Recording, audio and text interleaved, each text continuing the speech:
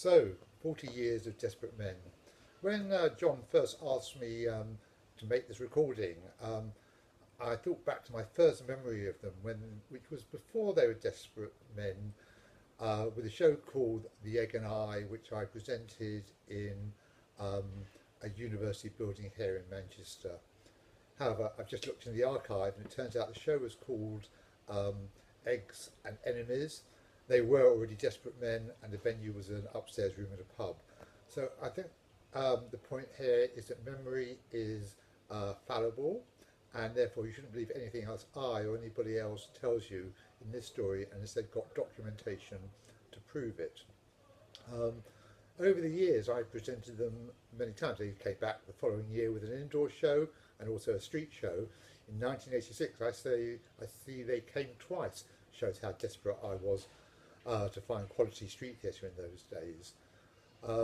I wouldn't really want to choose a favourite show, but I do want to single out two of particular reasons. One is the Four Horsemen of the Apocalypse, and it really feels to me that it's due for a revival.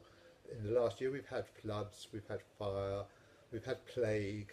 We're just waiting for the death to saddle up and come charging through the streets, so it would be a timely thing to do to revive that show as part of the celebrations that are coming up. The other one is their most recent touring show, Slapstick and Slaughter, because I felt that most of the work produced as part of the now 4-year commemoration of the First World War was uninteresting, trite, and not a lot to do with art. And Slapstick and Slaughter was exactly the opposite of that, drawing on a really important artistic tradition of Dadaism to make a really compelling and not obviously easy street show, one of which was enjoyed, and this was much to my surprise, by children under the age of 10. One child I met told me it was her favourite show in the whole of surf that year, so fantastic news. I think another thing we can mention about Desperate Men is that they've always been ahead of the curve, and I think the thing that proves that most is Richard not only changing his name from Richie over the years, but also going through a complete face and brain transplant years before anybody else was doing that. So that's a great bit of pioneering from Bristol here.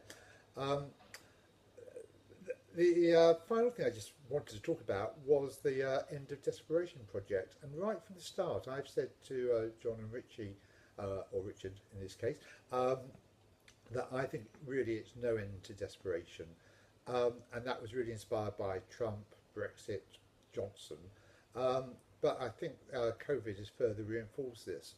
Of course, there are, as been mentioned in lots of different contexts, some silver linings coming out of COVID, one of which is that the Desperates aren't going to be able to do the project this year as planned, and it means they're going to be around for at least another couple of years, which will take them to 42.